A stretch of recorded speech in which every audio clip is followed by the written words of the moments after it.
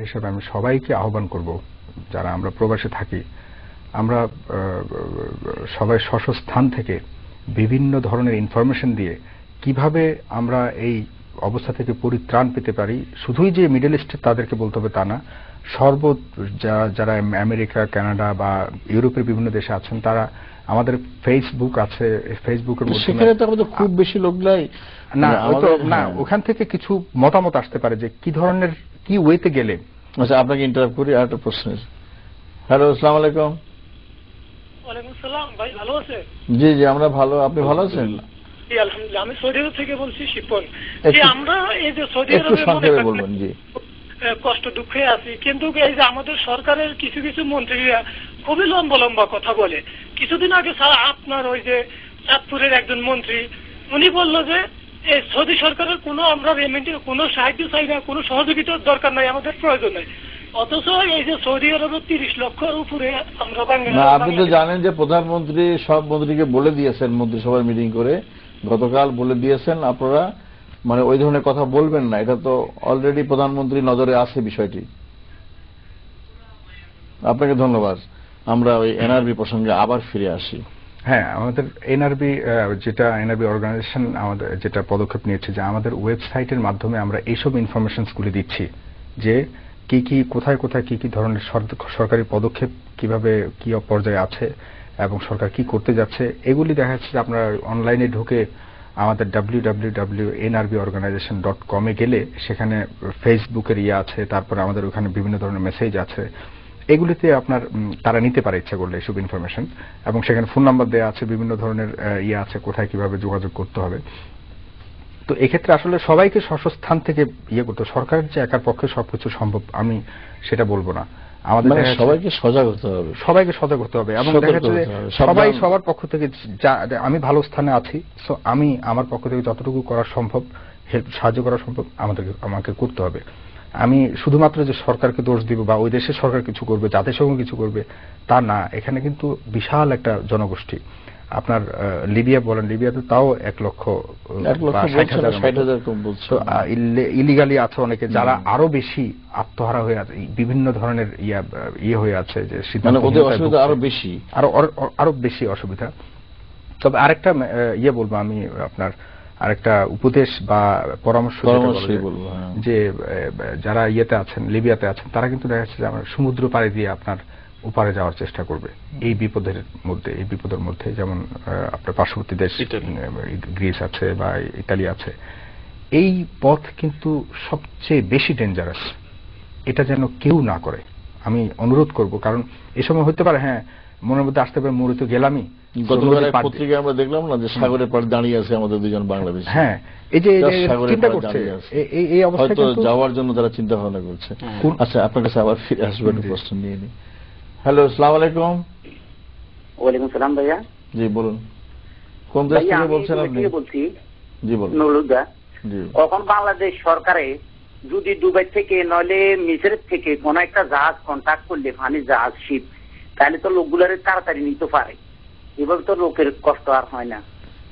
খুবই সুন্দর প্রস্তাব।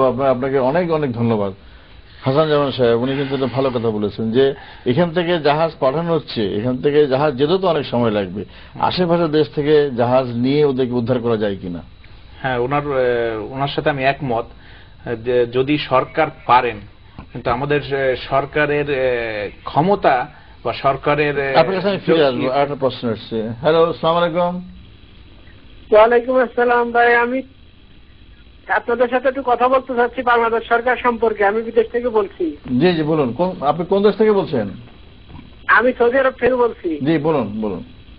আমাদের সরকার যেভাবে নীরব, শেখ হাসিনা আমাদের প্রধানমন্ত্রী, একেবারে নীরব কেন বলবেন? ওনারা তো কিছুটা উদ্যোগ তো নিয়েছেন তো। হ্যাঁ বলুন।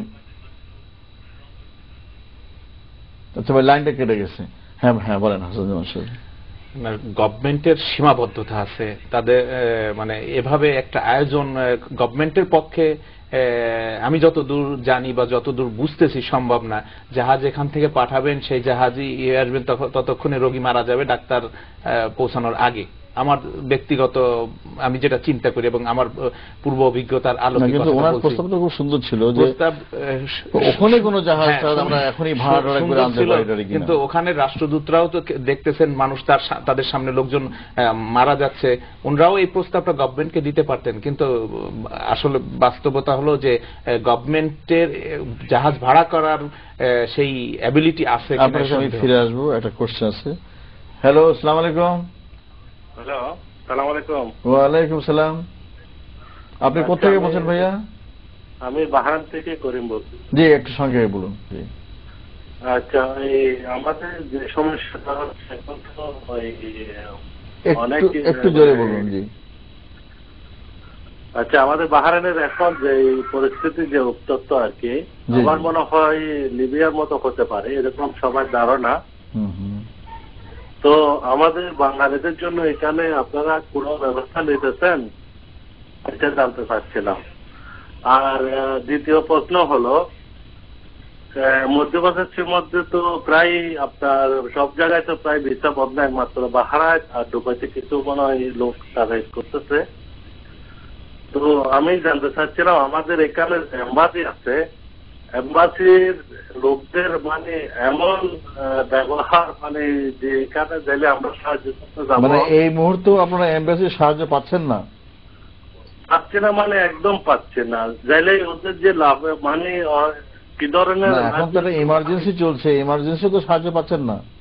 না, কিছু পাচ্ছে না। সাধারণ সময় না হয় পেলেন না, কিন্তু করতেছে এখানে মানে বলার মতো না। আচ্ছা, তো আপনাকে ধন্যবাদ। আপনাকে ধন্যবাদ। আপনার মাধ্যমে আমরা সরকারের কাছে আবেদন, মানে নিশ্চয়ই আবেদন জানাবো।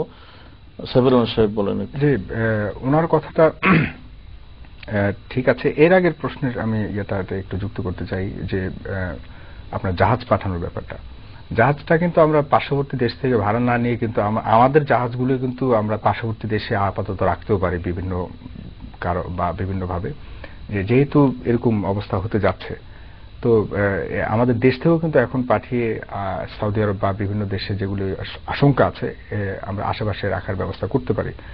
আর এখন যে প্রশ্নটা আসলে এটার ব্যাপারে আমি বলবো যে আসলে অ্যাম্বাসেডার বা এম্বাসি চলে তো বাংলাদেশ গভর্নমেন্টের ইন্ডিকেশনসে। সো ওদের ওখানে এখন কোনো ধরনের এক্সট্রা পদক্ষেপ তারা ইচ্ছে করলেও নিতে পারবে না, কারণ টোটালি বাংলাদেশ সরকার কি যেভাবে তাদেরকে করতে বলবে সেভাবে করতে হবে।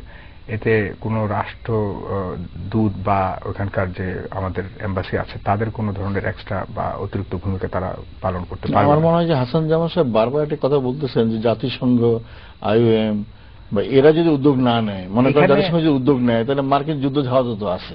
সেটাই, তাই না? আপনার এখানে দেখেন, এখানে আমাদের কোয়ালিটিটা, তো ওদের যথেষ্ট যুদ্ধ জাহাজগুলো পড়ে আছে।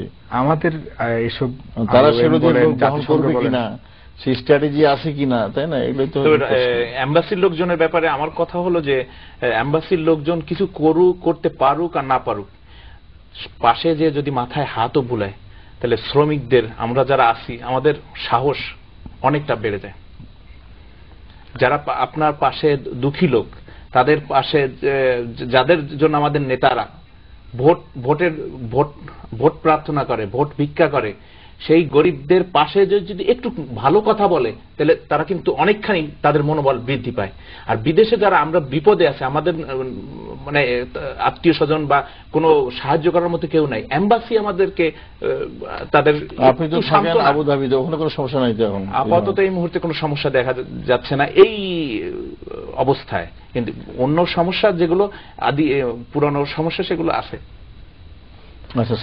দেখুন, আমি মনে করি যে এইসব দেশের যেসব সংকট চলছে এগুলো থেকে আমাদের শিক্ষা নেওয়া উচিত, এবং আমাদের ভবিষ্যতে সরকারকে খুব সুন্দর করে নীতিমালা প্রণয়ন করে আমাদের প্রবাসীদেরকে কিভাবে এইসব সমস্যা থেকে, একটা নীতিমালা প্রণয়ন হয়েছে এবং এটা আসছে না, এটা যদি এই নীতিমালা যদি সব নীতিমালা ঠিকই থাকে, তাহলে আমরা কেন এখন এত ওয়ারিড? আমরা তো ওয়ারিড হওয়ার কথা না। যে কোনো দেশে এরকম দুর্যোগ আসতেই পারে, কিন্তু এই সব দুর্যোগ